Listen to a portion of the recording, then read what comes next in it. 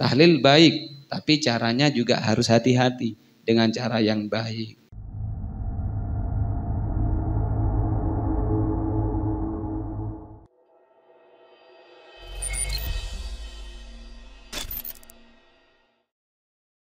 Jangan kalian mendekati, memakan daripada hartanya anak-anak yatim, kecuali dengan cara yang lebih baik, sampai anak yatim itu mencapai sampai mencapai usia dewasa, sudah baik pemikirannya, dewasa, sudah balik dan pemikirannya sudah dewasa, bisa mengelola harta, baru diserahkan hartanya itu. Ini penting, jangan memakan hartanya anak yatim, karena ini dosa besar sekali, bahaya.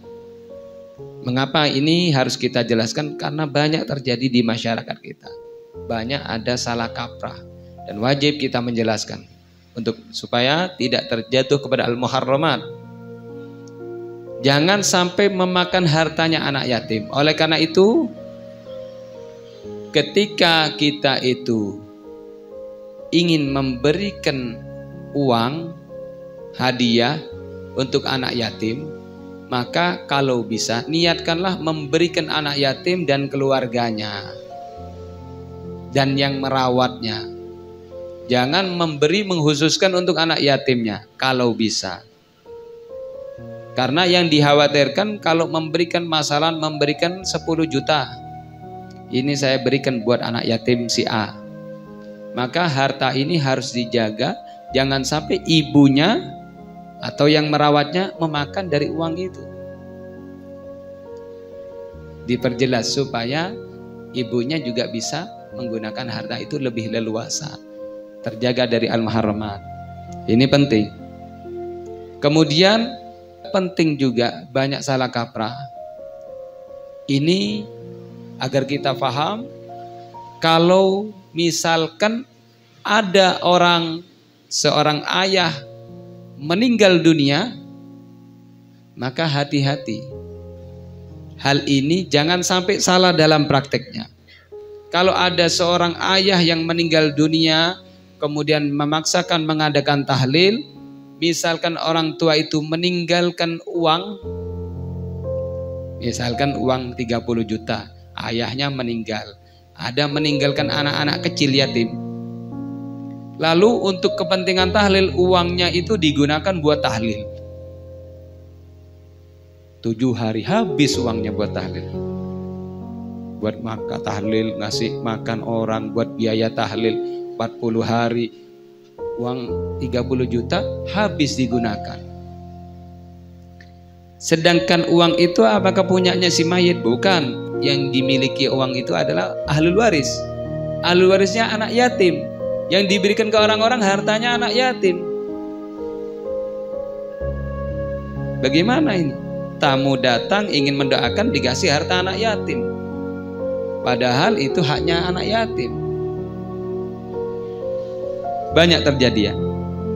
Tahlilnya bagus, mendoakan untuk almarhum, untuk si mayit yang meninggal.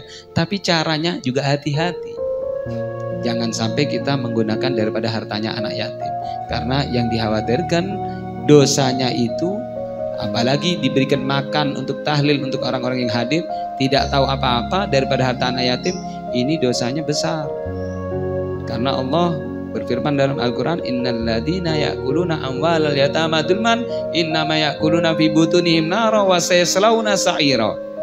Sesungguhnya orang-orang yang makan daripada hartanya anak-anak yatim secara dulman, secara dolim, maka hanya saja dia makan api neraka dan akan dimasukkan ke dalam neraka sa'ir. Oleh karena itu ini penting. Tahlil baik, tapi caranya juga harus hati-hati dengan cara yang baik.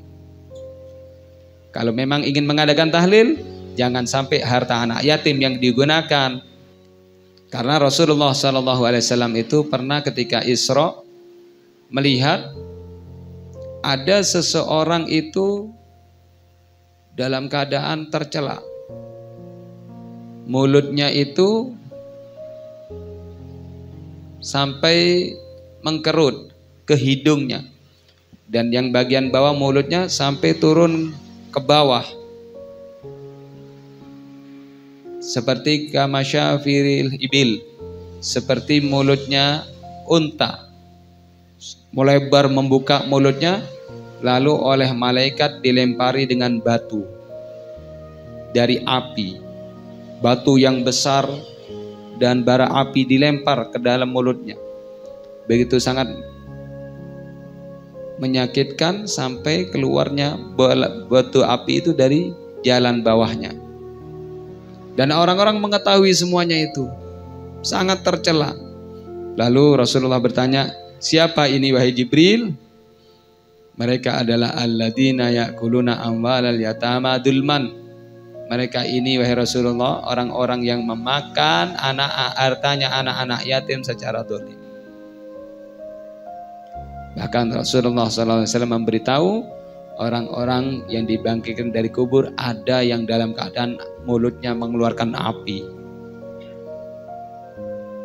Hati-hati, jangan sampai mengambil, memakan daripada harta anak yatim. Lalu bagaimana kalau misalkan ada seorang ibu yang keadaannya tidak mampu merawat anak yatim, ada 3 misalkan. Kemudian adanya uang itu ya buat mengurusi anak yatim, buat makannya anak yatim. Apakah boleh ikut makan di situ? Di sini ada penjelasan dari Rasulullah SAW. Allah berfirman, "Wabtalul yatama hatta idza balagun nikah, fa in anastum minhum rusydan fadba'u ilaihim, wa la ta'kuluha israfa wa bidaran ayyakbaru, wa man kana ghaniyan falyasta'fif, wa man kana faqiran falyakul bil ma'ruf."